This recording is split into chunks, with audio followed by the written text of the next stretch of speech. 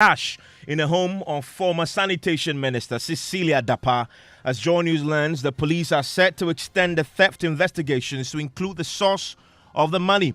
We have the latest on the special prosecutor's investigations, plus President Akufo-Addo's appointment of Fridapem as new sanitation minister.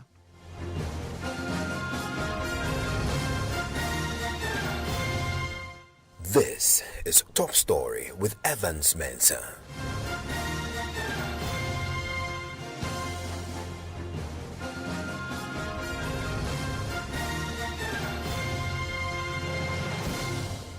And Top Story is always brought to you by Vodafone. The special prosecutor has in the last 48 hours taken the lead in probing the Cecilia Dapaah scandal following revelations that she had stashed $1 million and several bundles of other currencies in her house. But in the last few hours, Joy News has been obtaining exclusive details from sources at the Attorney General's Department, which is set to advise the police to extend their probe to include the source of the funds. The police has been investigating a case of theft of the monies and has today submitted a docket to the Attorney General. My colleague Papania Shali is here with that police statement that has been issued in the last few moments. Papa, we are learning today from the police statement that they have actually recovered some of the stolen items from the suspects, including the house helps. Yes, Evan. So this is just a two statement paged letter, and it says that we're following a case of stealing reported to the police by Mr. Daniel Osei-Kuffour and Cecilia Dapaah, former Minister for Sanitation and Water Resources. The police initiated investigations into the case, arrested some suspects, recovered some of the stolen items, and arraigned the suspects before court. The second part says police have since forwarded the docket to the Office of the Attorney General and Ministry of Justice for review and advice. Okay, so we know that indeed is gone, and we can confirm that because Legal Affairs correspondent Joseph Akable has been working his sources at the Attorney General's Department and joins me live. Joseph, what is the Attorney General's position on this matter? Is he limiting himself to the case of theft? No, Evans. In fact, from what we understand, the AG and the office for that matter takes the view that this matter goes beyond the offenses for which charges have been filed. We know that so far it has been limited to the offenses of stealing and dishonestly receiving relative to the two domestic staff and the three individuals who received monies from them. The AG thinks it goes beyond it and actually takes the view that even at the initial level, when it got in touch with investigators, this should have been a matter that they should have seen beyond that particular issue and again should have had recourse to the Attorney General's office. But when did the Attorney General know about this case? Because the police prosecutors filed this case some time back and have been investigating it for a while. I mean, from what we understand, it was after the recent amended charges were filed, that is post the media publication. We know that the charge sheet so far, 3 charge sheets have been filed. We have independently seen 2 of them, one filed on the 5th of July and another filed on the 20th of July. And so what we were trying to understand from our sources within the office was whether they had even seen the initial charge sheet, which we've not seen. The office, in terms of the responses we got, indicated that they became aware post the 20th charge sheet that had been filed and the media publication that came along with it. We went a step further to try and verify the accuracy of that claims to see if indeed those charges were filed in court by police prosecutors or they were filed by the Attorney General's representatives. And the responses we got and documents that we have seen point to the fact that the investigator involved was a police investigator who investigated the matter. In terms of the prosecution, what was filed in court in the subsequent amendment, the superintendent of police was the one who was handling this particular matter, was the one who appeared in court to make the request for the amendment of those particular charges. And like we know for a fact now, there are 3 of the accused persons that are still in custody as we speak as well.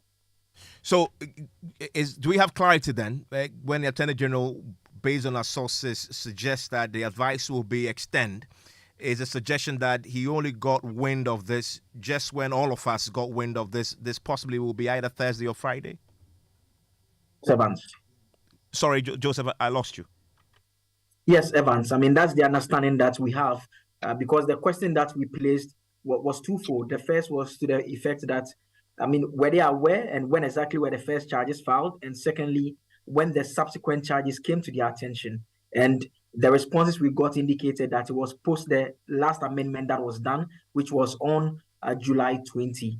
And so we went a step further to try and verify for ourselves who filed those charges. And what we saw points to the fact that it was filed by a police prosecutor, Evans. On the police extending their probe to include the source of Cecilia Dapaah's funds, the OSP is already actively investigating that. Do we know if the AG is minded by the likely duplication of investigations? I mean, the office takes the view that the nature of the working relationship it has with the police is quite different from the working relationship it has with the OSP. So that's the first point. Now, this point is explained as follows: that, for instance, the police is investigating a matter. More often than not, they tend to refer to the Attorney General for advice. That is the first point in terms of the explanation. Again, it's explained that there are some courts that the police do not have audience at. And so those are matters that they investigate, they hand over to the AG. Then the AG instructs a state attorney of any rank to go over to the High Court to prosecute that particular matter. And so that is an example of what happens in those particular instances. The second leg makes the point that in terms of the range or scope of the investigation that is ongoing, it is to the effect that the special prosecutor's probe would have to fall within the ambit of the corruption and corruption-related offenses captured in Ghana's law books. And so that is how far the special prosecutor could go. It takes the view again that in terms of the police, it could go beyond that. So in the event, the investigation, which is targeted at ownership of the money, the source of that ownership, among other questions, if it's an earth crime that go beyond the mandate of the office of the special prosecutor, then it will mean that he may not be able to go into those particular matters. And so that is how come the office takes the view that because the docket is now coming to it to render advice, its advice would be that the police should go beyond the issues of theft that is currently investigating to undertake a wide range probe that will look at the source of the fund and whether they were accumulated as a result of any other crime that were committed beyond what it is currently investigating. That falls within the mandates of the police generally to investigate and make the docket available for the next steps to be taken, Evans. Joseph, thank you very much. Also, we soon go to get the police also looking into the source of the funds as was found in the home of Cecilia Dapaah. So what about the OSP's own probe now? I want to bring in Elting Broby, who has been working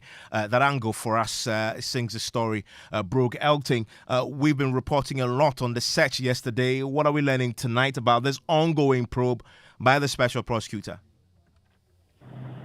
So what I'm picking is that the officers that undertook the search in the property belonging to the former minister, the Ablimpe property, and of course, official resident at Cantonment, they are currently, scrutinizing some of the items they may have taken from the house, and they're going to, what they did yesterday, Evans, as we speak, and so. There isn't much happening on that front, but what we do know is that because some names were mentioned by the former minister, the OSP has started the process of getting in touch with these people and then to see how they can bring them in to question them. We understand that very close relations, including cousins of the former minister, some of them were named as owners of some of the money that's, is in question. And for that reason, steps have been taken to make the initial contact with them and then bring them in to question them. It is also unclear whether they will extend this to the husband of the former minister. But for now, the OSP is saying that anybody that's been mentioned by the former minister will be captured in their investigation. And that's what they are focusing on now. Any clarity yet on what exactly they recovered from her home? Clearly, they did recover something. It is so very unclear, Evans, for now. I've been trying to, understand the rationale behind the word significant as, put forth by the office or put forth by some persons close to this investigation. And they are tight-lipped on what exactly they found. Fact of the matter is that what they consider significant, according to my sources, is quite, something worth, probing into further. But they are tight-lipped on whether or not they uncovered money or something bigger than money. Thank you very much, Elting.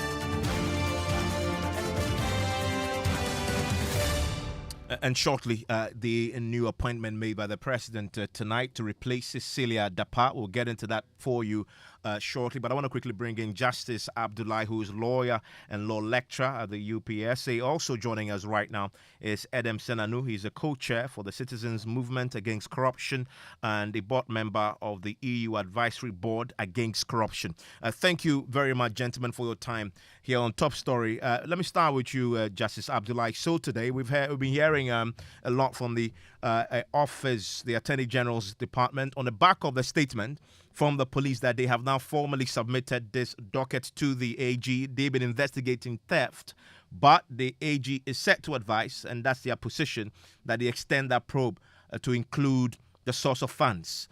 What do you make of that move from the Attorney General's Department? I think the inclusion of the Attorney General into this whole saga is to expand the scope of the investigation. Let's remember that the OSP's mandate is only in reference to corruption and corruption-related cases. And so what it means is that should the OSP encounter anything relating to stealing or any other thing outside of his scope, they may not have jurisdiction to prosecute. And so if it is collaborating with the Attorney General, I think the only basis for doing that would be that they probably think that there is more to the whole saga than just an issue of corruption. There possibly may be a lot more, including money laundering, including maybe stealing or any other bit that falls outside of the Attorney General. I'm sorry, of the Office of the Special Prosecutor. I'm certain that is the only basis and the only reason that they would involve the Attorney General's office in that. And then not necessarily to cover up or do the bidding of the state or the government, as some people are trying to portray. But of course, anything short of this would be very disappointing. Adam Mensah, what do you make of the move by the Attorney General in this case? Well, in most jurisdictions, you have multiple anti-corruption agencies investigating issues, and often they have to collaborate in order that you get, the best results or reports. Then it makes if there has to be prosecution, you're quite sure of the facts. So an expansion that enables other arms of government that have a role to play in picking information and whose responsibility or mandate under the law cover aspects that are potentially likely to occur or come up, I think it's a good thing. And so the expansion is good for all of us. And Justice Abdullahi, I mean, the subject of the police themselves not finding it necessary and remember that they filed this case in court already, to trigger the other aspects of their work. At the time that they found this much cash in the minister's home, considering that she's politically exposed, and it had to take this long until the Attorney General now is indicating this is the move.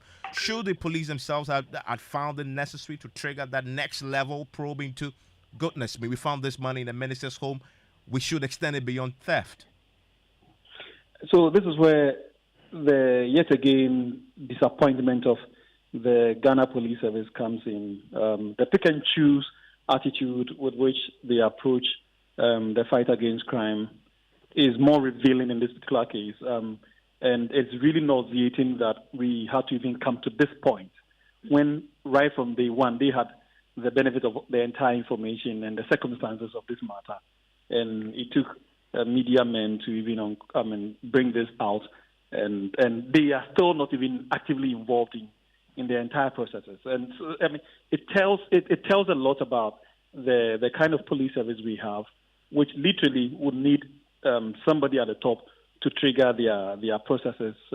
Otherwise, they cannot act, particularly when it is in reference to public officers from the highest point of view, i.e., minister and other persons occupying maybe all those persons encapsulated in Article 71. It's quite difficult for the police service to act against them without any ignition from the office of the president or those above such offices. And so, unfortunately for us, I think it's been systematic up to this point. I was really hopeful that the coming into office of Dr. Dapaah was going to change that narrative, but it appears that very little inroads are being made on this front of our fight against corruption. That it is only fight against crime is only in the descending order, i.e., those of us at the lower of the realm are the ones who are targeted. But those above are free from crime, and they see no evil, do no evil, indeed talk no evil, until somebody else claims that they are indeed doing something evil, and so they should be somebody should go after them. And so it doesn't speak well of the Ghana Police Service. It doesn't speak well of our security agencies in general. But that is a negative narrative that we may have to deal with and possibly deal with vigorously. And it calls for, once again, for the entire appointment and promotion of the police services, possibly trying to delist it from the executive, make it more independent and act the way that it ought to act. This is yet another call for us to look into all those matters. But having said that, I think we should possibly maybe refocus the police service into purely investigating and fighting crime, and leave the prosecution to the officers that are designed for prosecution. I think if we're able to delink these two and pay more attention closely to the way these activities work, like it happens everywhere else in the world, the police do not prosecute. And if you focus on this aspect of it and take away the prosecutorial powers from the police, I think you may probably see the police acting more professionally by investigating crime and then relaying it to the officers that are in charge of prosecution, which would then do its work. I think it will help us to maybe reduce the narrative, the negative narrative on the Ghana Police Service. I mean, so and I'm saying, but back to that point about now the police are going to extend into looking at the source. Concern about duplication of roles at all, with the OSP looking at source also already, and they've done extensive work and searching the house, retrieving some items there. Now the police is going to get into it, although belatedly. No, in this kind of matters, when it relates to corruption, duplicating investigation is not a problem. Rather, what it does is it reinforces. It's like in research, we say triangulation, so other people come and confirm that truly, yes, this is the source. And it's important because sometimes these agencies are influenced by other interests that we have no control over. When Justice was talking about, this is a sorry part of, the report on the Ghana police, where they could have seized the initiative looking at the facts. Because many of us, once you see that the house helps have stolen $1 million, they wouldn't be stealing 1 million out of 1 million. There had to be much more sitting somewhere that they were picking this from and assuming that nobody would notice. So the logic was there. But having raised it, I remember other cases where even when we have reported, so I remember Martin Pebu and I went to follow up on the Akonta mining thing in the environment, in the forest thing.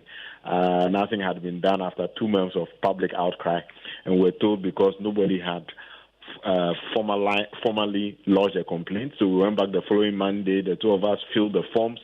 That's last year. Nothing has come out of it. So sometimes even when the formal complaint is lodged and investigations, have started, you don't get to hear anything about it. And so there is a real problem, and we ought to be looking at that. With the OSP, because we put in timelines, every 6 months they have to report on everything they're doing, there's compulsion. And perhaps we need to be looking at that at all the other anti-corruption agencies as well, making sure that the laws that give them their powers compel them to be responsive to the citizenry, and not just quietly, make sure that the issue is no longer something that has been talked about. There's no action, there's no feedback, and that tends to feed into the disillusionment and the frustration of citizens.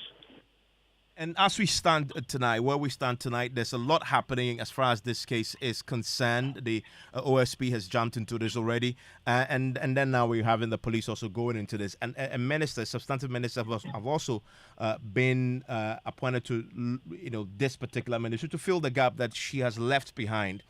But to you, Justice Abdullah, as far as this case is concerned and traveling the long haul, we forget that this started off as a case of theft, and the suspects are still being investigated. There's a suggestion there that we should also be mindful about the status of that particular probe and the suspects involved, including protecting them possibly, because they may be, victims or being victimized as a result of whatever we've heard. Yesterday there was a strong push for that.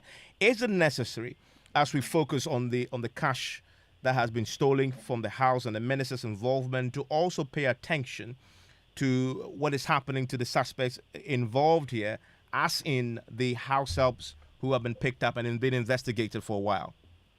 Indeed, Evans, I would rather pray that these suspects, the prosecution of these suspects, rather be halted, and a proper interrogation of them had, because I'm sure they could provide more useful information to the ongoing investigation regarding the minister's conduct than they being prosecuted. They probably can be used as witnesses in this whole saga, because they probably saw more, they heard more, and let's remember that the stealing took place not within a day, or it took a long time for all these events to have happened. So they have more information than possibly the ministers would be willing to give out. And so it would be my strongest recommendation that their prosecution be halted at this moment. Let's listen to them. Let's know what they saw, what they heard, what they witnessed, and possibly, if it is useful, to have them as prosecutorial witnesses, to use them for that purpose, rather than using them rather than prosecuting them at this moment. Because if they have more useful information for us, they may be willing to give it out if it will lead to the prosecution and then maybe a retrieval of some additional more funds or resources from the minister than having them in jail. We gain nothing by having these people in jail if they can give us more useful information. It's part of the plea bargaining system. We can adopt that approach towards these people than having them behind bars. Adam Senano, you agree? Well, yes, I think I agree. I would even go beyond that. I think your original question, that therefore there is a certain value that they bring to this particular investigation. And so we should be cautious because depending on what they know, you may have other people with certain interests thinking of harming them. And so, yes, not just that we should consider them being part of the witnesses on the prosecution side, but also let's make sure that there is that kind of protection being afforded them, that kind of attention being paid, because the kind of monies we are talking about, and perhaps the knowledge or information they have about who came, who went, who did what, perhaps even having to carry some of those bags, you never know, means that you ought to be careful, because before anything happens, anything untoward happens to them. So yes, let's consider how else we can use the knowledge they have, but certainly let's be cautious. Let's afford them the kind of protection before we are faced with something we knew could happen, but we did not prepare and make sure we protected them from. Adam Senanu and Justice Abdullah, thank you very much for your thoughts on this developing story. And today, in the last couple of hours, we've heard from the presidency with a statement signed by the Director of Communications announcing the appointment of Honorable Fridapem as the Minister for Sanitation and Water Resources, the President of the Republic. indeed made the appointment, and now is one that we expect should go through. She takes over from the Cecilia Dapaah, who resigned over the weekend on the back of the scandal we've been talking about. And she is the Member of Parliament for Tano North currently in Parliament, and she is the serving Minister of State at the presidency, and she takes over from Cecilia Dapaah right now. Also, that's not the only appointment that has been made by the president, and also there are two further appointments made by the president tonight in consultation with the ministers for foreign affairs and regional integration, and also roads and highways, respectively. The president has also appointed the deputy minister for roads and highways and member of parliament for Ifija East, Mavis in Kansa Bodu, as Deputy Minister for Foreign Affairs and Regional Integration, and the Deputy Minister for Foreign Affairs and Regional Integration and Member of the Parliament for Tabale Sanguli, Honorable Thomas Mboba, as a Deputy Minister for Roads and Highways. So changes there, but the focus has been on Honorable Fridapem, who is a Minister of State to the Presidency, who will take over from Cecilia Dapaah.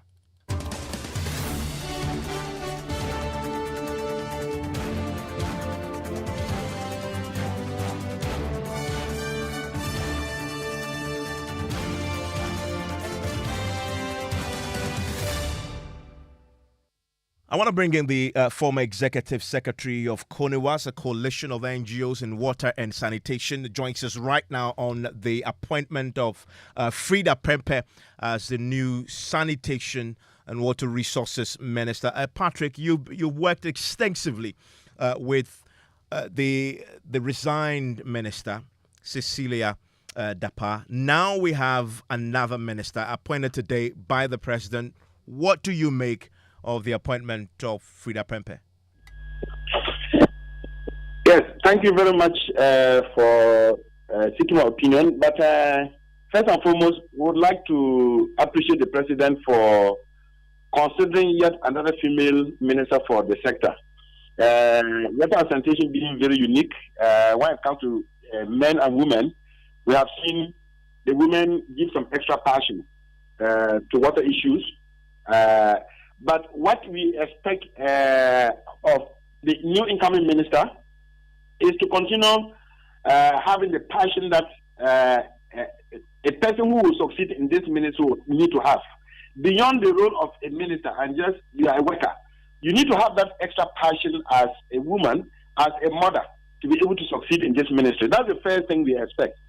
The second thing is to recognize that the priorities remain the same. The priorities for the sector, and then the priorities of the president in seeing Ghana as the neatest country in Africa, they are still relevant and they are still pertinent and they are still on the table. We expect the new minister to actually take on this task confidently and to try to learn to understand where the old minister started and ended and how to build on that rather than thinking of completely new structures and approaches. And also the capacity to work with the sector agencies, particularly Ghana Water Company Limited and Community Water and Sanitation Agency, that you cannot to give them the free hand and the political support to be able to build on some of the things that they had initiated under the previous minister that are still ongoing but needs to be completed. But more importantly, the sector has reached a stage where we need some bold, very drastic reforms. I think this minister was just at that stage where she was considering comprehensive reforms to open up to see how do we make it more vibrant for the private sector to participate and also to make it more accountable and to also make it in a way that will be more pro-poor. I think these are the things that are on the table that the new minister will have to deal with. The good thing is she will have a lot of support from the Parliamentary Select Committee on Western Housing, and I believe trying to actually engage that subcommittee will be very relevant for her in terms of what she can register as achievements during her tenure. These are just my immediate thoughts for now. Great to have them. Initial thoughts on this, considering that this has just been confirmed in the last couple of hours. And if you're just joining us tonight, the Sanitation Water Resources Ministry has a new minister. She is Fridapem. Until her recent appointment, she was a Minister of State at the presidency, and she will replace Cecilia Dapaah, who resigned on the back of the scandal involving the $1 million found in her home, together with other bundles of foreign currency. We're watching this space very closely as we await a formal advice to the police prosecutors as far as how to approach the investigations and the prosecution of the theft case, which they've already been investigating. Today, they've sent a formal docket to the Attorney General, and we are working our sources to get the very latest for you. News Night in a minute. Hey, you ever buy credits where you get up to 20% of your money back before? Make I tell you about Vodafone's demo promo. See, anytime you recharge a demo, you get up to 20%, whether it be short code or your Vodafone cash wallet, or you don't use credit transfer to your number or someone else. And now you be high tech, so you don't use my Vodafone app or any payment app. However you do, Vodafone go send you up to 20% cash back. Into your Vodafone cash account. We'll reload it, but then you enter. Top up your airtime with 5 Ghana cedi or more in Vodafone's demo promotion and receive 20% of your money back straight into your Vodafone cash wallet. Recharge and cash out in the Vodafone demo promotion. Vodafone, further together. I've got Bell back and I won't let go. My name is Nana McBrown. Many people think I get what I want anytime because I am popular. No, that is not true. It is because me and Kasano, I like the best, and when I find it, I stick to it. I have found Bell Pack Tea Roll, and I'm stuck with it. It is soft but not weak, strong but not hard. It is just perfect. Bell Pack Tea Roll is smooth and gentle on the skin. Same as Bell Pack Kitchen Towel. It cleans in one wipe. You can soak, squeeze, and clean again. One Bell Pack Kitchen Towel lasts longer and saves you money. It's time you switch to Bell Pack today and experience the perfect paper tissue. Say pocket tissue, table napkins, tea roll, and a kitchen towel. Paper chow. Bell Pack is simply the best. Bell Pack, just perfect. To be a Bell Pack distributor, call 055-11-44400. Another quality product from Bell Aqua. Nothing feels so good like Bell Pack.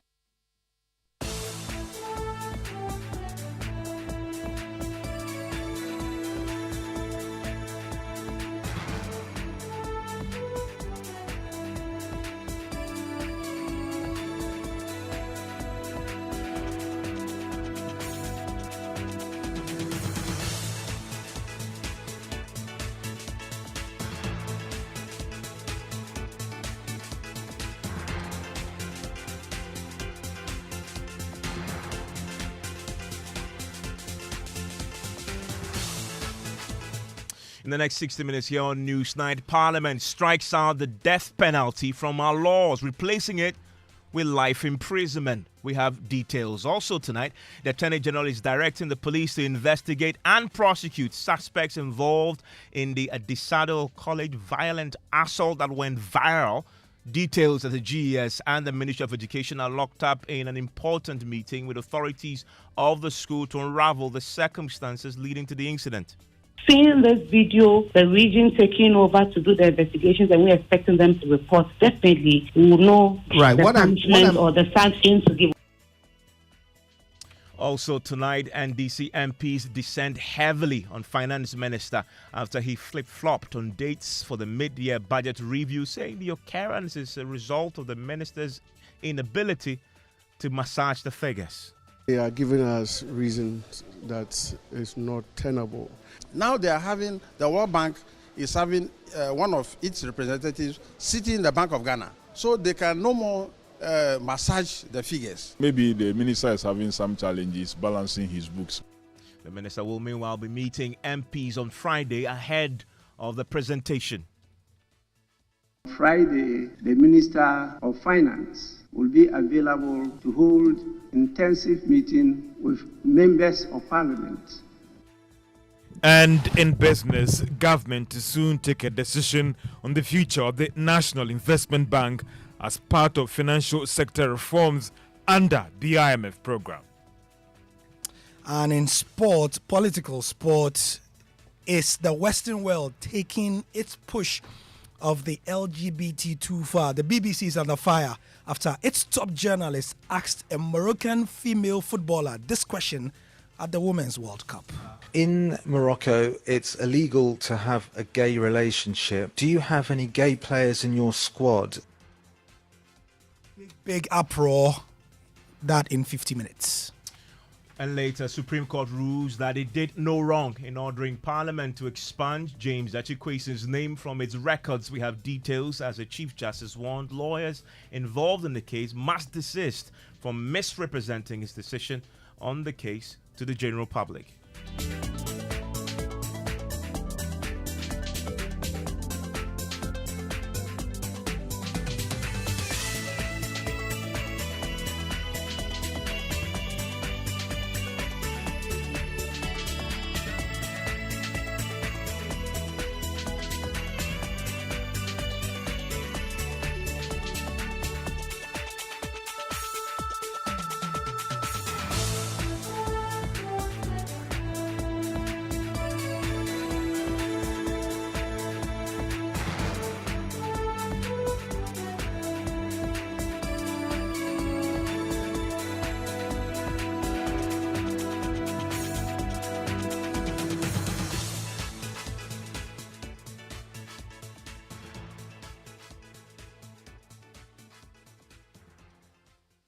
And I want to start in Parliament tonight, where in the last couple of hours, the House has decided to strike out the death penalty from our laws, replacing it with life imprisonment. I want to take you live now to Parliament, where my colleague Kweku Asante is joining me with the very latest on this story that just been developing in the House. Kweku, how did this come about? Because when we first attempted to look into this, we anticipated that there was going to be significant opposition to this, as represented by the likes of Cletus Avoka.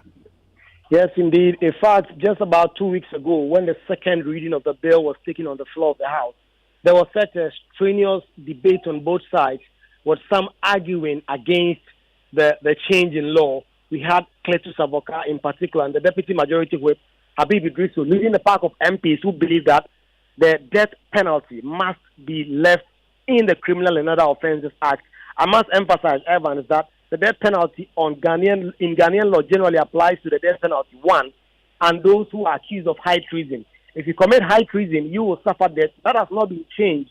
But for persons who commit murder, who ordinarily by Section 29 or Act 29 are expected to suffer death, this law now changes it. In fact, there was that opposition during that time, and we expected that opposition will be on the floor today. But those two MPs who led the pack in opposing the bill were not there. But there was Muntaka Mubarak, who raised concerns that he, in principle, is not opposed to the idea of changing the death penalty and replacing it with life imprisonment. He, however, wanted to introduce an amendment to say that the president cannot pardon any person who is accused of murder and convicted and is supposed to serve life imprisonment. The president cannot pardon such a person. The Speaker of Parliament did not allow that amendment because, in his argument, that would be amending the Constitution and taking away the President's power to pardon. So that opposition from Muntaka did not survive. But eventually, when it came down to a vote, the voice vote was clear that majority of MPs supported the idea of changing Act 29, the part that had to do with the death penalty for persons who are convicted of murder, to now substitute it with life imprisonment. And so far, we've been hearing from the Deputy Majority Leader, Alexander Fenyamarkin, who says that this is a victory and that almost all countries around the world are shifting from the death penalty to life imprisonment. And so this is something that Parliament should have done long ago, but it's now victory. I should emphasize again that this bill was a private member's bill, was sponsored by the Medina MP Francis Xavier Susu. He was not around on the floor today, but his fear that the opposition would have surmounted and that his private member's bill would have failed did not materialize. And he can finally say that he has been able to cause that change. And as we've heard from Alfredo Martin, he expects that the president, given his commitment to changing this law, will sign it into law. An international human rights position. We've had the death penalty in our statute books for well over 50 years. It's been a concern, and Parliament, after deliberations and through a member of Parliament, championed this private member's bill. And I'm happy to say that we have, by this amendment of the Parent Act, been able to repeal that provision that deals with death penalty. So simply put, the death penalty is no more a punishment in our statute. That is not to say that those who take it upon themselves to take the lives of others are being encouraged to do so. But what we are saying is that God gives us life. And under no circumstance should a person's life be taken merely because of commission of such an offense. In its place, we have introduced a life imprisonment, meaning that such a person will not have the opportunity to come back to our society to commit such an offense possibly again. So I think that is a day to celebrate, because internationally all human rights institutions have taken this position that the death penalty provision in our laws or various laws as a form of punishment is moot, repugnant, and we should give way for a new form of sentencing. Kweku is still with me. Kweku, so what does this mean? Does it mean it's completely off our books now, the death penalty? Yes, in terms of the Criminal and Other Offences Act, the death penalty is no longer there. But if you look at the Constitution itself, the Constitution says that persons who are convicted of high treason, those are persons who try to overthrow the Constitution, who are convicted of high treason, shall suffer death. That will still remain. But persons who are convicted of, say, murder, who the Section Act 29 prescribes death for them. In fact, I should say that since 1992, no president has signed the death warrant. It means that there are persons who are on death row now who are expected to be killed, but the state has not killed them yet. It has never signed that into real action. But the Constitution still maintains the death penalty for persons who commit high treason. But for a person who commits murder, their sentence will not be commuted to life imprisonment ever. And it's important to note that the sponsor of this private members bill himself made an exception when he made the proposal to the House to amend it. And that exemption includes the clause you just quoted, Kweku. In cases of high treason, you will still, if indeed you are found guilty and the court indeed finds it necessary to impose a death penalty, you will still suffer that penalty. But other than that, as you're hearing tonight, the death penalty has been struck out of our statute. I want to bring in Professor Kwadwo Tia, Associate Professor of Law at the University of Ghana, joins us right now. Prof, your reaction to this? It's very positive news. I'm very much elated. It's a fight that has been fought for a number of years. And to know that finally Ghana has decided to join about 25 or so African countries that have also abolished the death penalty is certainly positive news. Those who oppose this, people like Cletus Avoka, who is a former Interior Minister, had argued that this is only going to open the floodgates and increase crime because you remove deterrence. Not at all. Not at all. I think we've made the argument that statistics don't support that argument. That when you open you amend your laws to prohibit the death penalty, then it will open the floodgates for crimes to be committed. Not at all, because the point is that at the end of the day, the justice system has moved in a direction where it has to be human rights compliant, and you have to try and reform the person. And so you put certain structures in place, and we're also talking about the argument that people commit crime because of certain barriers they face in society. And so a human rights approach will say that government should make sure that certain facilities are also provided to ensure that people don't have that inclination to go and commit crime. So with this development, it means that Ghana has ceased to be an abolitionist de facto state to become a state that has now conformed with some of the requirements under the International Covenant on Civil and Political Rights. So it's a very positive development for Ghana. It adds to our democratic credentials, and it also sees as being respected as a human rights compliant country.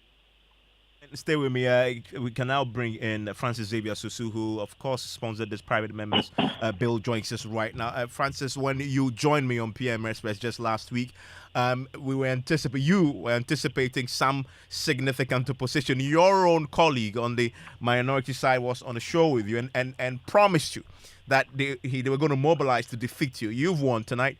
This must feel pretty good. Absolutely, Evans, and good evening, and a very good evening to your cherished listeners.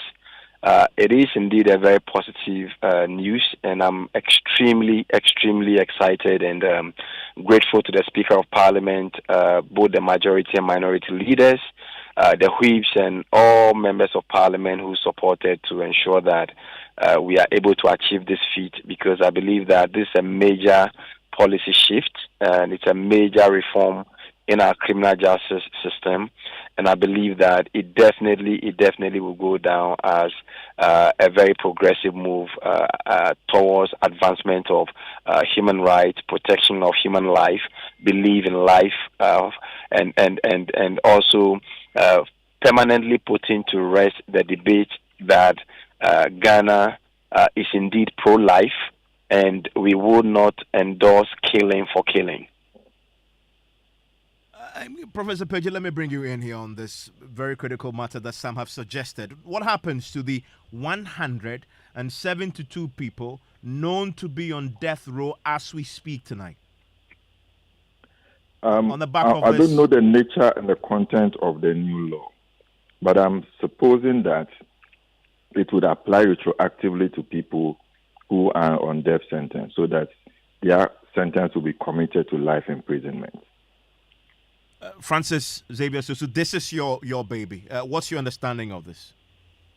Well, I am looking forward to actually using the platform to appeal to the President of the Republic of Ghana, because he still has some powers under the Constitution to commute sentences, so that with the passage of this bill, all persons who were charged under this bill and convicted could be commuted from death to life.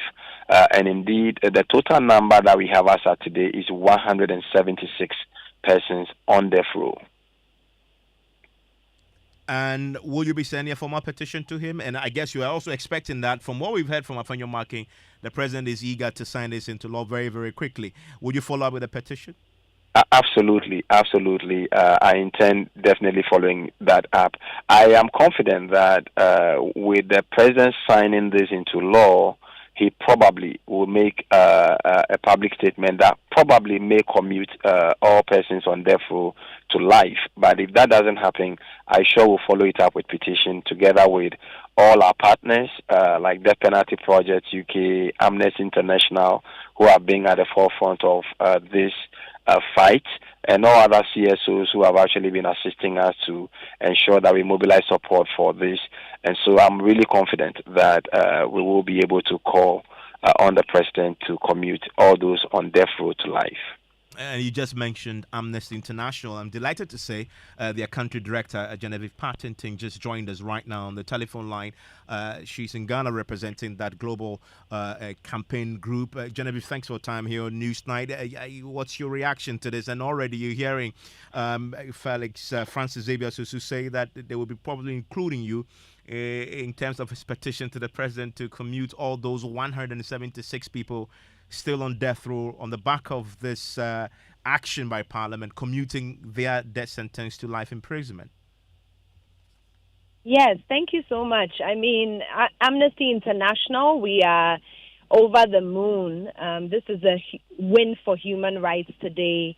We'll definitely follow up with the President of Ghana. I know he has already agreed that the death penalty should be abolished. So I know it won't be a breeze for him. It would be a breeze for him to sign and make sure this is passed into law. And just like Honorable Sosu said, we have to also appeal to the president to commute all those who are currently on death row to life imprisonment. So this is a great win.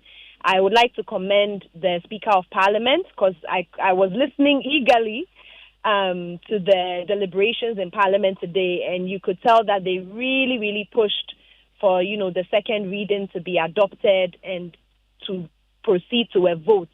So in fact, we are very grateful that this thing has had a smooth process, and the debates were good and needed. So I'm very happy that this has gone in the right direction for Ghana.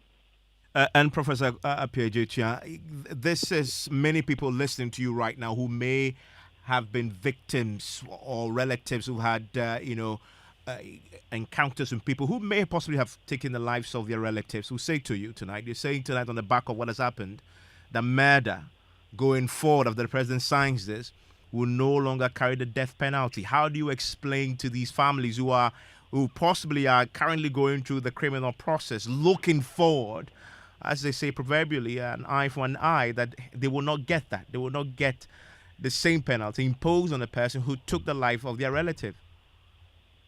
Well, I remember what Martin Luther King said. He said an eye for an eye will lead to a blind generation, and a tooth for a tooth will lead to a toothless generation. I think it's time to reconcile, because unfortunately the victim who has passed away, the relative or whoever it is not going to come back. And we're saying that two wrongs do not make a right. So now we live in a situation or an environment where you're promoting reconciliation. And so there's a need for relatives to recognize that and to move on with their lives. Fortunately, in place of the deterrent approach or the retributive approach, there's a room for compensation and to give the person, that perpetrator, the opportunity to reform and to be a better person for the society, so that we can reconcile as a people and move on. So, and statistics have also shown that, in fact, some people who have had their relatives killed have rather petitioned that the death penalty be abolished. So I'm sure those who are victims, directly or indirectly, of such acts would have room in their hearts to forgive, so that the society can mend and move ahead. Thank you very much, gentlemen and lady, for your time here on News Night. If you're just joining us, a very important day in Parliament. Henceforth, murder will no longer come with the death penalty. That is, if you are convicted. It's been struck out of our statutes tonight by Parliament. The President is, from what we've heard from the leadership of the House, is eager to sign this immediately once it gets to his table. You want to join us with your views on this particular matter? 055-1111-997. I'll share it with the rest of the world pretty shortly. Now, the Office of the Attorney General has directed the police to investigate and prosecute the suspect involved in the Desado College violent assault case. In a video that has gone viral, the suspect, who is a student of a disco, puts his colleague in a chokehold and slams his head against a metallic bank bed. Now, blood begins to ooze down the face of the victim. The Ghana Education Service and the Ministry of Education are locked up in an important meeting with authorities of the school to unravel the circumstances leading to that incident. Legal Affairs correspondent Joseph Akable has been following that for us and joins us with more. What does the AG make of this issue, Joseph? I mean, he found the video to be quite disturbing, and he takes the view that this is unfortunate and considers to be a pure criminal activity that took place. And he has condemned this particular incident in the strongest terms and registered this with the appropriate authorities with regards to this particular unfortunate incident, Evans. And what does he expect of his regional office? And so yesterday, actually, when he saw the video, he sent the video to the regional officer, a principal state attorney, to ask that he takes steps to collaborate with the police to ensure that they investigate the matter and make sure that the matter is taken to the court in terms of charges being filed by Friday. He's also directed that the principal officer provides daily updates on this particular matter, because he considers it to be one that should not be allowed to remain outstanding, and a simple matter of investigation into this should be able to afford the opportunity for the matter to be taken to the court as soon as practicable.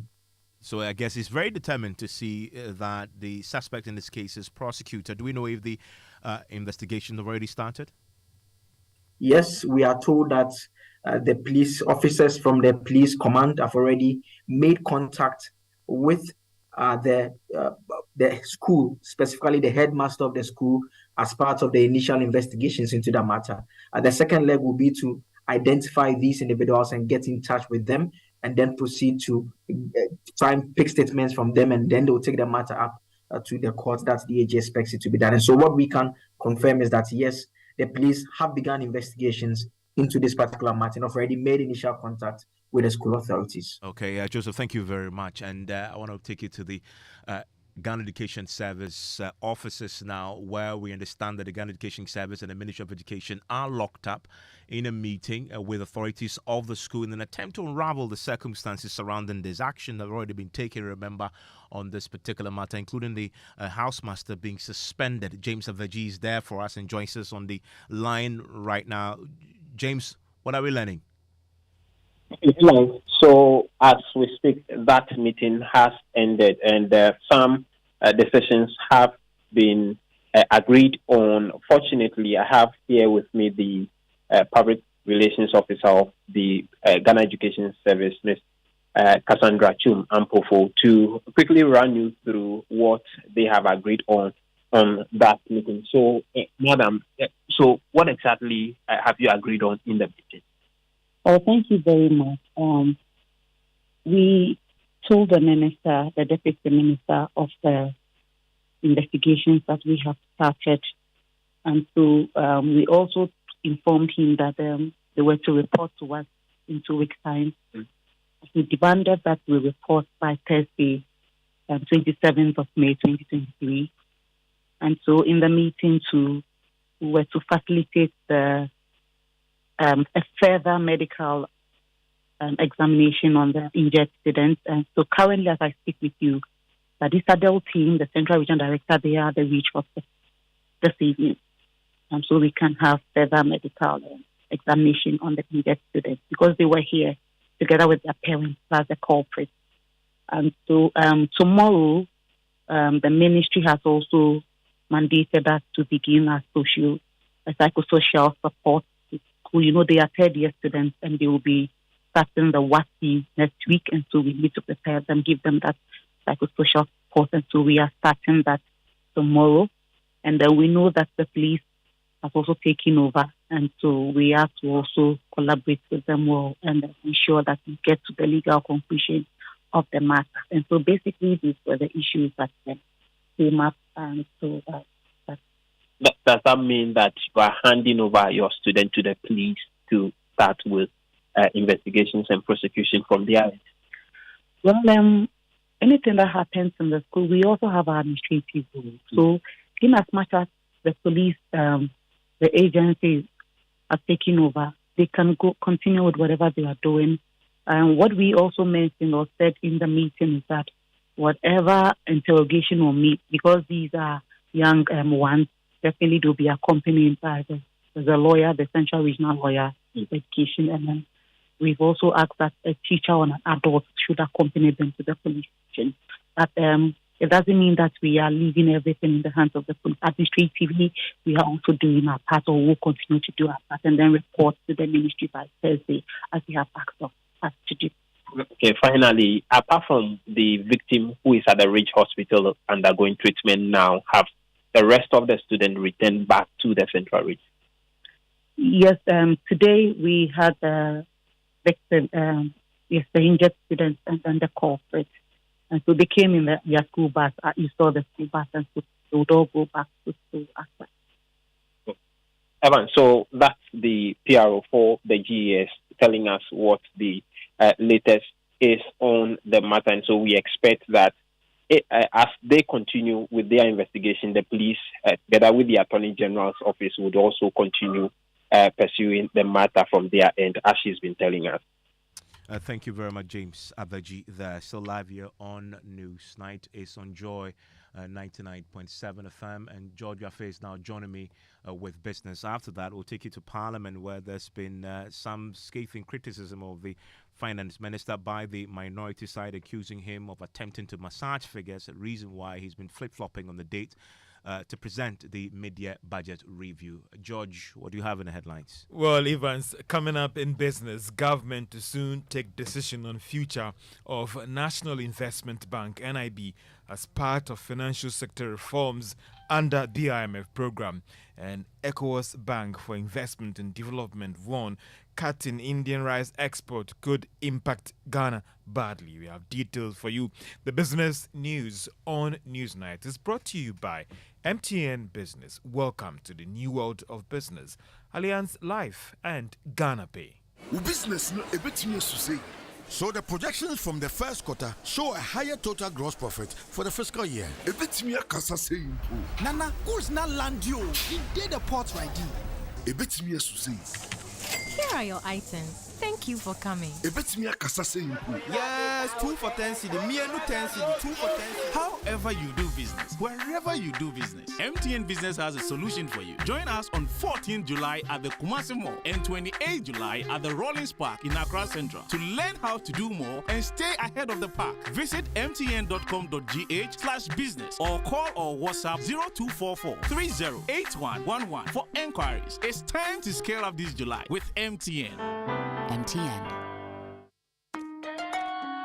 Son, we are so proud of you for setting up this hospital. I really love those hospital beds and waiting chairs. By the way, did you import them? No, Dad, I didn't. I actually got them from Kindle Books and Stationery right here in Ghana. Wow. We also bought our office supplies, safes, executive desks and chairs from Kingdom, and they gave us expert advice on how to set up our office. Guys, that makes 3 of us. I also got our sofa and bedroom sets, plus our dining hall furniture for our new home from Kingdom. Wow, Mom, that makes 4 of us. I usually get my stationery items from Kingdom. And my teacher also mentioned that our classroom furniture was provided by Kingdom. So there you have it. Whenever you're thinking about setting up an office or acquiring furniture for your home, etc., Kingdom Books and Stationery should be your first point of call. With over 40 years experience in the industry, we stock and supply a wide variety of globally sourced office and home furniture, stationery and equipment. Visit our head office, Osu Akwaje, or our office near the Osu Stadium. We're also in Tema Community 1, opposite Olam SHS, Kumasi KNUST campus, UCC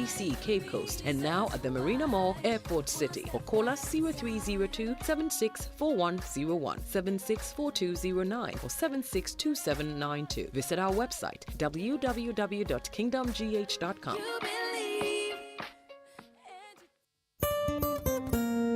No matter your water needs, Syntex has it all. Syntex tank was first to introduce double layer tank, and now you can have as many layers as you want. Syntex tank was first to introduce white inner layer tanks in Ghana, and now introduces the customer specs order, which will let you order any color and size you want. Syntex tanks gives you the biggest warranty of 7 years, which no other tank gives you. So whatever your water consumption, size of project, or demand, choose Syntex tank. Syntex tank, stress-free. Syntex tank, reliable. Syntex tank, maximum guarantee. Call 0244 335 168, Kumasi 0505 555 666, or visit syntexgh.com. Syntex tank, a strong, a tough. Do you know Flamingo paint has superior properties than any other paint brand on the market? Listen, when you take 1 bucket of Flamingo paint, it's equal to several buckets of any paint brand on the market. So, Flamingo has superior hiding properties, superior coverage, it means it covers, and superior durability. Flamingo paint, superior hiding. Flamingo paint, superior coverage. Flamingo paint, superior durability.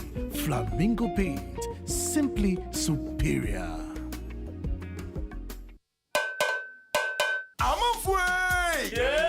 Media Sambisanda mo. Eti emrati no. Mumu hwan pa na tumi hwe na mo bodompe mo mana yakono. Eye kwabna.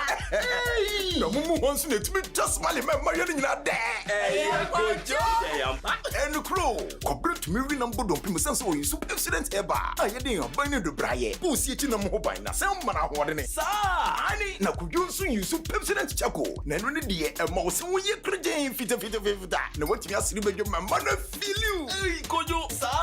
Yeah. Pepsodent Heba and a Pepsodent Charcoal. A baby, you're gonna natural. FTAJ Jadion Katuyatu.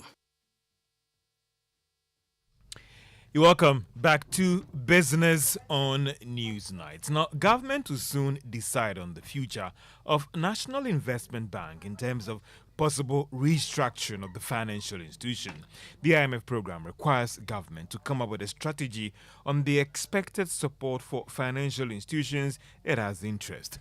Governor of the Bank of Ghana, Dr. Ernest Addison, has been given more details about this support that should be coming from government. That obviously is going to be part of the financial sector policy under the IMF program.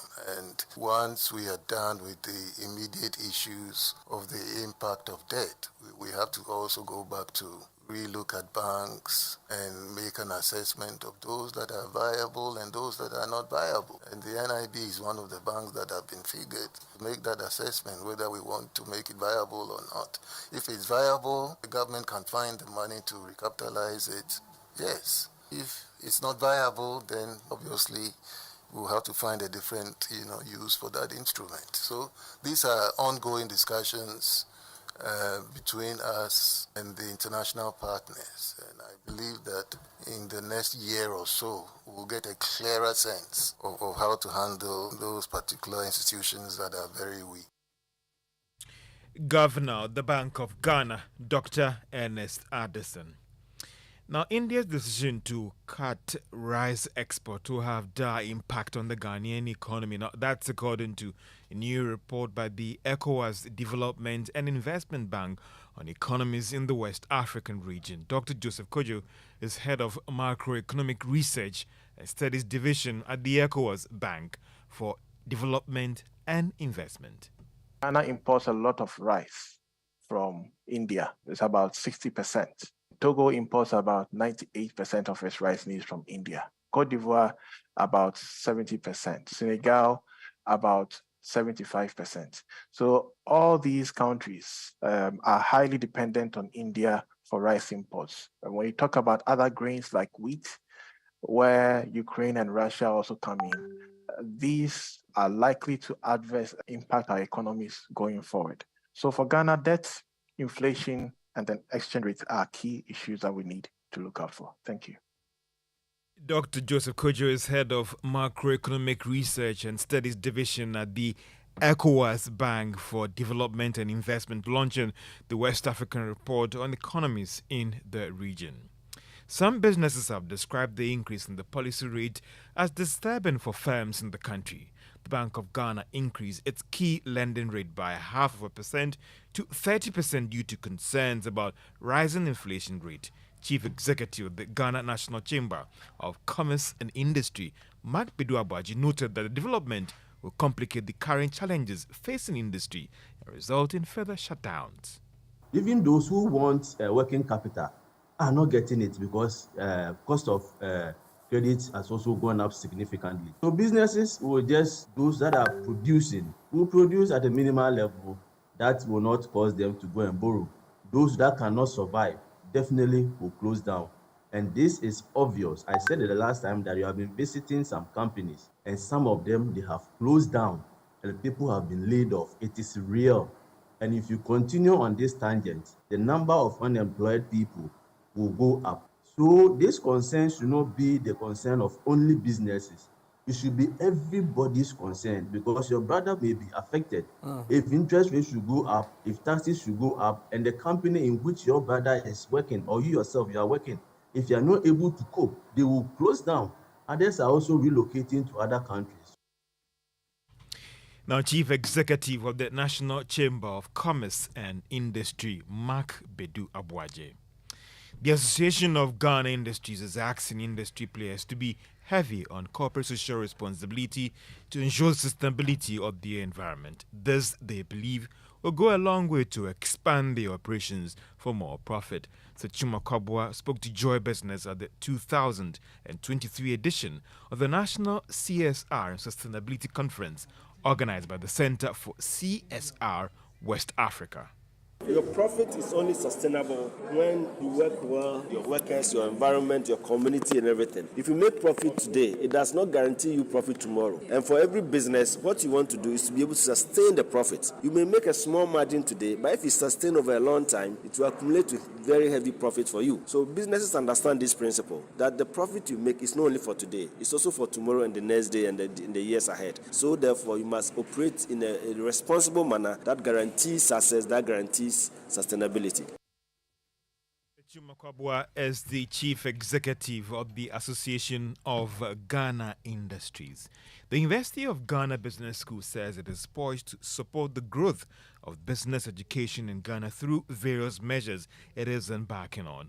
According to the Dean of Students, Professor Justice Bawale, the school is engaging in various corporate institutions to support its quest for quality and practical business and finance education in Ghana. He spoke to Joy Business at the Sword Curtain program for a 145 million Ghana cedis lecture block around the Legon campus for graduate studies. The University of Ghana is a world-class university. The business school is a world-class business school. Part of our mandate is to create an environment that there can be world-class education taking place. The business school attracts the best and the brightest, both for its undergraduate programs and the graduate programs. It's not possible for us to bring all the big corporate five-star managers from corporate Ghana for training and not have a place that befits their status as five-star generals in corporate environment. Professor Justice Bawale is the Dean of Students at the University of Ghana Business School. Now, if you're holding shares of Calbank, it went up by 4 pesos today and is now worth 64 pesos at the end of trading on the Ghana Stock Exchange. The value of MTN shares continues to rise on the market. It is now worth 1 Ghana cedi 40 pesos. Now over 140 million shares exchange hands today on the Ghana Stock Exchange at the end of trading on the market. And that is all for business on News Night. And Gary is next. We'll be going very soon to Saudi Arabia, right? And the offer that is on table, I understand, is huge. This agenda you are on, I don't know where it's from. I mean, people are being given 700 million pounds, and then there's me per hour or per seconds or something like that. Well, the Saudi Arabian league, don't they need journalists commentators come and work in their channels to cover football and stuff like that. I mean, goodness knows that they need even current affairs. Can I say because they are listening to you? Yeah. No, but you see, the multimedia group can easily loan. I mean, Evans Mensah for 1 month, George. We are fifth to do business in the golf and football for 1 month. Me, I can go for 1 month. Come back. Exactly. Like Mbappe. Yeah. Just go for one season and then go to Real Madrid. We can do that as well. But in sport, at the ongoing Women's World Cup, the Women's World Cup is ongoing in Australia. Africa has sent 4 representatives. It's not been good. None of them has been able to get a win. In fact, some have taken 5-0, 6-0. Nigeria drew. Still, none of them was unable to win a game. Now, to add insult to injury, the BBC World Service, has had to apologize for an inappropriate question one of its reporters asked the captain of the Morocco women's national team at a media conference ahead of their game against Germany, which they lost 6-0. A reporter from the British news organization's World Service asked the captain, Ghislaine Chabak, this question. This question for Ghislaine Chabak. In Morocco, it's illegal to have a gay relationship. Do you have any gay players in your squad, and what's life like for them in Morocco? Sorry, this is a very political question, so we'll just stick to questions related to football, please. It's about people. It's Thank got you. nothing to do with politics. Please let her answer the question. So, Evans, I see the look on your face. So a BBC spokesperson, when asked, said, "We recognize that the question was inappropriate. We had no intention to cause any harm or distress." Why is this significant? there's a growing pattern at global tournaments where Western reporters are attacking footballers about the issue of LGBT. So you shouldn't be surprised that should Ghana qualify for an under 17 or under 20, I mean, a Black Stars or Black Queens or something player would just be there, and then somebody is going to ask, do you have a gay player? Especially after the bill before Parliament, assuming it's passed. Exactly, exactly. And I was coming to that. So people will say that, but this is how far things are going. Now get this. Just to give you an idea of how the discussion is becoming embroiled with football at the highest level, FIFA is allowing a variety of different armbands that highlight a range of social issues at this World Cup. At first, they used to ban it outright, but because of pressure from some of these groups, they are allowing a different variety of armbands. And during the tournament, team captains are allowed to wear an armband chosen from 8 different social causes, including gender equality, inclusion, and peace. So just to end the sports, I vouch that the next time we are going for an international tournament, Ghana petitions FIFA to wear an armband that celebrates Wachi. Thank you. Thank you very much, Gary Al Smith there. Still live here on Newsnight on Joy 99.7 FM. And George Afe is still with me. George, we were looking forward to covering the mid-year budget review presentation to Parliament. Today we had put in place a plan. We were checking and etc. only to be told that this has been shifted. And this was after last week's announcement that it was going to be on Thursday. And then it was confirmed that it was going to be today. Yeah. And then yesterday, late evening, we're told again it has been shifted to the 31st. To Monday. And you've been working your sources at the Finance Ministry. Why is this happening? A lot of reasons have been put around in terms of what could be this reason for the change. And it appears that moving to this new date will allow all the partners to ensure everything is in place for it to take off. So all other things being equal, the minister should be able to go to Parliament. Don't forget that, Evans, in the Financial Management Act, it insists that before the end of July, the finance minister should go to Parliament and update the members on how the year has fared. So there's a constitutional issue, though there's a legal issue there that it should happen latest by July 31. And that is why they pushed it back again to Monday, making sure that they still fall in line with the requirements of the law that insists that the Minister of Finance should do this thing in the month of July. Well, members of Parliament unhappy, at least on the NDC side in the House, and they have been suggesting it's because the Finance Minister is now struggling, allegedly, to massage the figures because there is an IMF assigned resident supervisor now at the Bank of Ghana watching this pretty closely. Listen to some of the MPs speak to my colleague, Kweku Asante. They are giving us reasons that is not tenable. We believe that they are giving us different dates because their figures are not right. We know the economy is sick. Things are not right. So they have to massage figures and come. So that is why we believe that all of this delay is just to, massage their figures and come to tell us what it is. But we all know that the economy is sick. It is not right for us. They are confused. When they chose the first time being, or the first date being 27th, the Speaker advised that because of impeding other equally important engagements, he would like that they take it today, that's 25th. So we all agreed. Now, we also heard that it's not going to come off, that it's going to come off on Thursday as scheduled.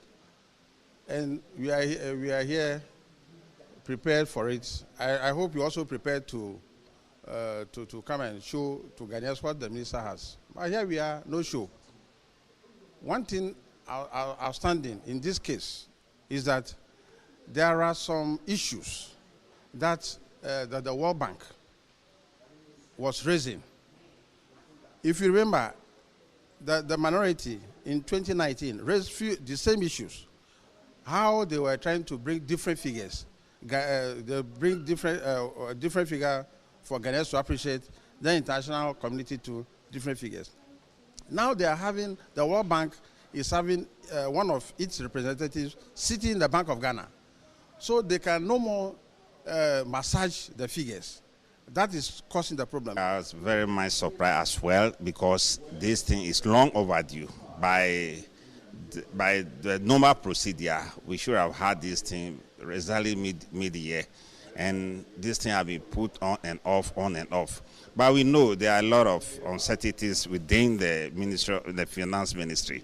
For whatever reasons, we'll wait, and 31st is just next week, and we will listen. And we know there's nothing good or no hope there. So because of that, they think shifting the polls will forever remain there. No, we will get there. So we are hoping. Let's keep our fingers crossed on.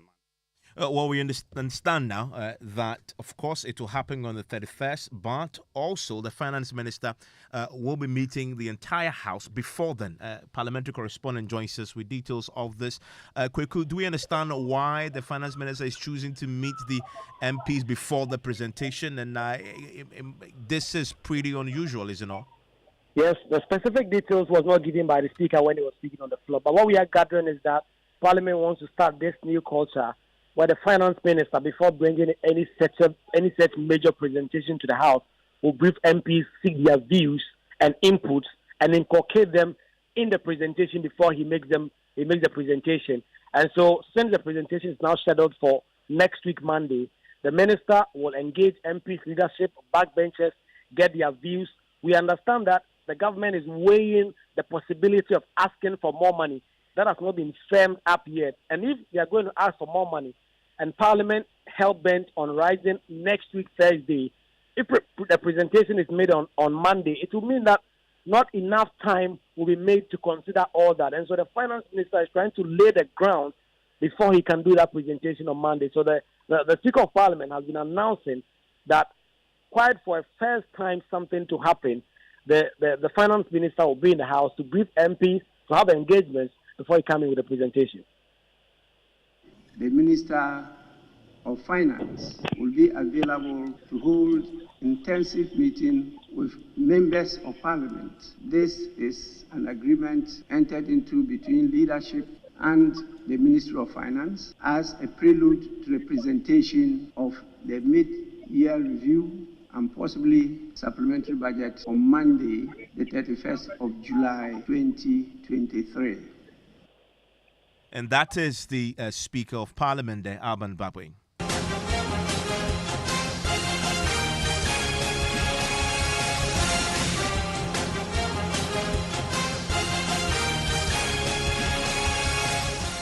And this is your election headquarters. Let's do some politics now. MPP politics. The governing MPP is tonight demanding that all presidential and parliamentary aspirants undertake not to seek legal action until all internal structures are exhausted if they have a grievance after the election. This was part of the guidelines approved by the National Council after the meeting with the National Executive Committee last week. My colleague Samuel Mbura of our political desk joins us right now with more on this. We know this was part of the guidelines approved by the National Executive Committee last week. Are there specific reasons for this? Well, Evan, the MPP hasn't spelled out clear reasons behind the bonding of these aspirants, but the explanation is that these guidelines are enshrined in the party's constitution, and any interested party in either a presidential or parliamentary election is supposed to abide by them or risk disciplinary action from the National Council. You've been speaking to some of the aspirants on this particular matter. You were there all day. What's the view you're getting from them? Well, they have not resisted the guidelines, except to say that their grievances are pertaining the balloting, where they even petitioned the elections committee, indicating that they want to know the modalities that will be involved in the elections, because the election has been decentralized. We know that before the National Council and the National Executive Committee of the party came out with these guidelines, the 9 aspirants already had challenges with the modalities or the process in which the elections will be conducted. They were asking that it should be centralized, but now that it has been decentralized, what they are asking for is the modalities, because they have challenges with some of the regional executives. They claim that some of the regional executives are already biased, and then they have their favorite candidates. So they just want the party or the elections committee to spell it out clearly what will be involved, so that they'll be assured getting into the election, so that they'll also take part in the balloting. That was slated for Monday, but they had to postpone it to tomorrow because of the lack of consensus between the 9 aspirants and then the elections committee of the party. Samuel Bura, thank you very much. Still live here on Newsnight on Joy 99.7 FM. I'll share with you a few of your messages on our WhatsApp console, but I'll stay in Parliament now because Ibuaka South MP Samuel Atachia will lead a 7-member ad hoc committee of Parliament to probe a recently leaked tape which allegedly revealed a conspiracy by a senior police officer and a leading member of the MPP to remove the IGP, George Ekuffo-Dampare, and rig the 2024 elections. Now, former Deputy Interior Minister and MP for Bosa North, James Agaga, will serve as a deputy chair of that committee. Now, listen to the Speaker of Parliament, Alban Babing, talking about the committee's membership. The committee will be chaired by Honorable Ata Achia, and with him from the majority side are Honorable Yaobuama and Honorable Ophelia Mensah. On the minority side, we have the vice chair, Honorable James Agalga, and with him are Honorable Eric Opoku and Honorable Peter Lanchine Tubu. The technical person is a lawyer, a human rights expert, in the name of Dr. Isaac Late Annan. Well, we're hearing from the minority side on this. Listen to the minority chief whip, Kwame Agboja, on the timelines. I think the 1 week is a bit too short. I know the 1 week would have met our what is left for us this period, but then it will surely be too short to deal with, Mr. Speaker. This is Chemis Abunsu, who is the majority leader. On the face of it, given the gravity of the issue at stake, I would suggest that one week may not be adequate. 1 week may not be adequate. So let's give them sufficient time to work on it and report to us. Maybe when we resume. Unfortunately. Well, here's a Speaker of Parliament closing this particular issue around timelines today. We could call on the committee to do on a thorough job and to report when we return in before the end of September. Yes. So I will specifically state that the committee should submit a report by 10th September. Well, 10th September is now the deadline for this committee to work and bring in a report. It's now been accepted by all sides in Parliament, and we'll be keeping a close eye on that. And it's some traffic watch now, and I know many of you are driving home right now, particularly if you use the Tema Central University Road. You probably be sitting in traffic right now. There is a never-ending gridlock on that particular stretch, on that Tema Central University stretch. And committees say they endure hours of delays on that particular stretch that should take just mere 15 minutes owing to the ongoing construction. It also has triggered this significant traffic both in the morning and evening rush hours. My colleague Carlos Caloni has been there today and joins us with more on this. Carlos, you've been talking to the commuters. How bad is this, though?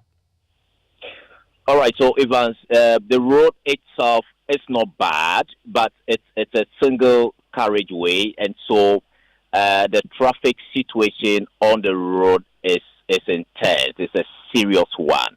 I mean, you have the gridlock spanning well over 5 kilometers, all the way from the Dowenya Township to the Kumbaria area. And like you rightly said, this is a stretch that should take maximum 15 minutes. But the motorists have been telling me they spend close to 3 hours just traversing that space. So it's a very serious situation. And the construction, has it stalled? Has it stopped? Is it ongoing? What is it?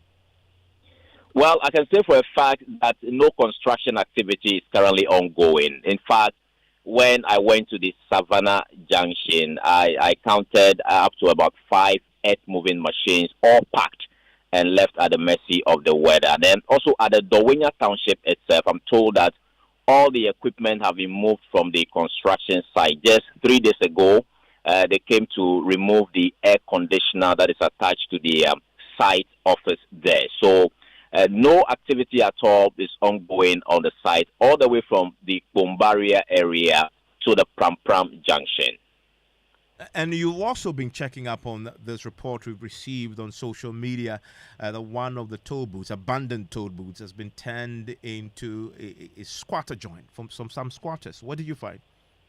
Yeah, so when I went to the Ashaiman toll booth, I entered one of the booths. Actually, its doors were not locked, so I entered and I saw mosquito coil, burnt mosquito coil ash under one of the tables there. And one gentleman who actually sells newspapers around the place told me that he comes there very early in the morning and he sees a gentleman who is now using the place as his bedroom. So he wakes up and he pays and goes about normal activities. He goes out, and the next evening he comes to the place. So indeed, one of the booths is being used as a sleeping place for someone. Thank you very much. And you have to watch the video that Carlos managed to capture, both of the traffic and the situation with the toll booth turned into a bedroom for a squatter. And that's it for News Night tonight. Just before we go, a few of your messages on our WhatsApp console. This one from Sena Inagoru says, AG must continue to do his good work for the judicial service. Another one on the subject of what Parliament had done tonight with the death penalty. Musa says, I am extremely disappointed in this new law because if someone is killed, if someone kills another person, he must be sentenced to death. Even in scripture, if someone kills, he must also be killed, he says. And a final one on the subject with the Disado College. It says, we were all bullied at some stage at boarding school, but honestly, the boy in the clip went overboard. Very worrying attitude. The AG is an old boy and must make sure that this matter is dealt with. And that's it for the program tonight. Enjoy the rest of your evening.